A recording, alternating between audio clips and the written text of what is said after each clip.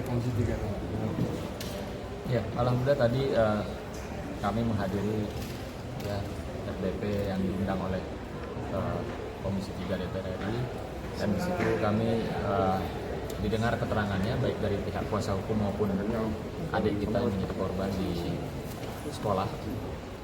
Jelas tadi disampaikan oleh pimpinan bahwa pihak kepolisian juga harus tegak lurus, ya, tanpa tebang pilih. Kalau memang ada yang melakukan atau diduga melakukan itu, dan jika memang tidak ikut turut serta juga jangan sampai dilibatkan.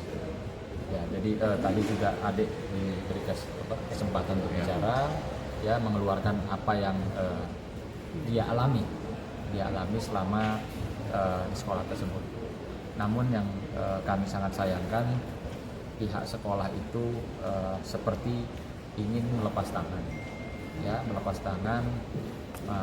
memperlihatkan CCTV yang dimana CCTV itu kan tidak ada rasa di situ.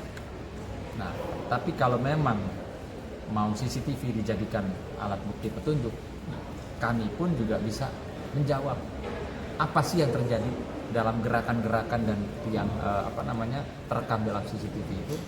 Tadi adik Helvian juga Rafiq ini menceritakan bahwa dia itu betul-betul memang digiring, ya, terlihat juga jelas. Kalau itu yang dijadikan alat bukti, terlihat jelas juga Rafiq ini posisinya di tengah, ya, seperti ini, lalu diapit sama kedua orang temannya siswa, dan di belakang juga ada 3 orang.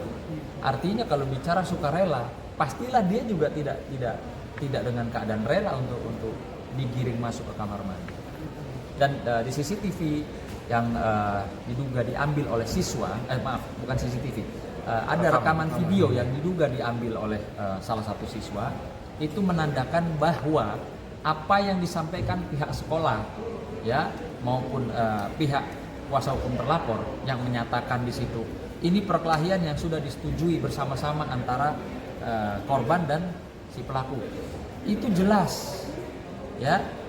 Saya sendiri juga bisa melihat bahwa apa sih kalau orang komitmen sama-sama berkelahi mau berantem, kayak misalnya, Fian, kamu berantem sama saya, atau Elvian bilang, oke, kita berantem, maka akan tergambar, ya, di video tersebut keduanya akan siap untuk kuda-kuda posisi fight.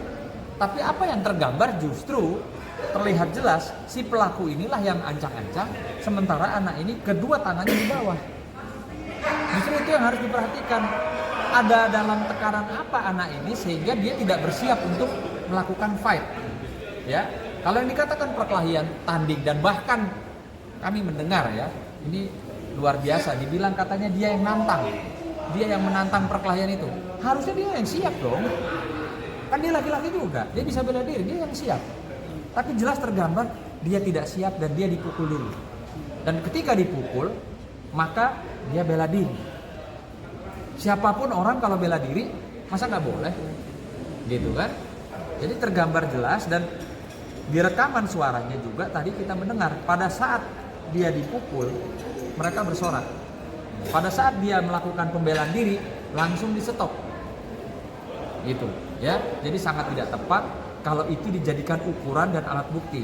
Atau kalaupun memang mau dipaksakan jadi alat bukti, ya kita bisa jawab. Ya, mana ada sih orang berkelahi kayak bapak-bapak ini nantang saya berkelahi, kita sepakat untuk berkelahi. Masa tangannya di bawah dia? Ya kan? Namanya orang udah naik ring, pastilah sama-sama gini.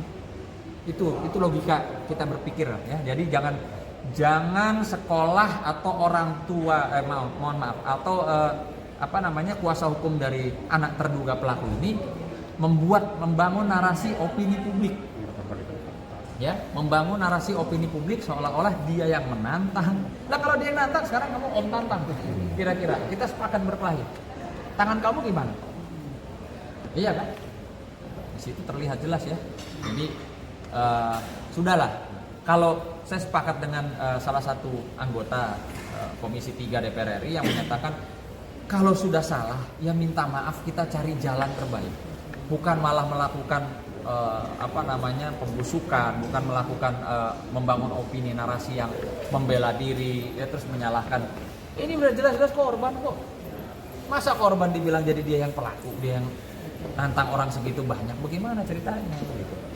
Ya, ini yang sangat-sangat disayangkan. Dan ini kita belum saja melakukan upaya hukum terkait dengan sekolah karena ada peraturan Menteri Pendidikan ya nomor 46 tahun 2023 bahwa penyelenggara pendidikan itu wajib ya memberikan keamanan, kenyamanan pada peserta didik dalam mengemban ilmu.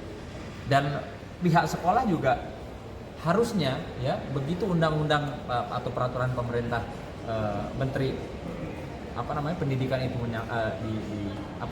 disampaikan, harus membentuk tim penanggulangan atau pencegahan kekerasan bullying di sekolah. Nah, itu nanti kami akan pertanyakan apakah setelah keluarkan peraturan itu apa mereka sudah punya, kok bisa terjadi dan berulang pada saat tanggal 30 dan 31. Nah, itu pasti kita juga akan lakukan upaya hukum untuk sekolah. Ya. Mengenai ini tanggapan dari kuasa hukum Bibes yang mengatakan akan lapor balik gimana? Ya silakan saja. Semua orang kan punya hak ya, punya hak dan hak hukum yang sama di Republik ini. Tidak ada hanya korban yang boleh lapor, pelaku nggak boleh lapor, terduga nggak boleh. Silakan. Tapi nanti ya artinya ngajak ribut gitu loh, ngajak perang, sementara sudah ada rekomendasi untuk melakukan diversi. Artinya gini, ini anak sudah menjadi korban. Faktanya ya sudah ada laporan polisi ini sudah berjalan, sudah naik ke tahap penyidikan. Artinya faktanya ditemukan adanya dugaan-dugaan pelanggaran peristiwa pidana. Nah, kalau pihak sana ingin melakukan upaya hukum, ya artinya kan bukan mau mengajak ini selesai baik, tapi mengajak perang, adu argumentasi, adu fakta hukum. Ya kami dengan sangat senang hati selaku kuasa hukum korban, kami akan siap dan nggak perlu lama. Ya, kalau perlu pulang dari sini segera bikin laporan. Kami tunggu laporannya. Gitu. Nggak apa-apa, nggak ada masalah buat kami. Ya, oke.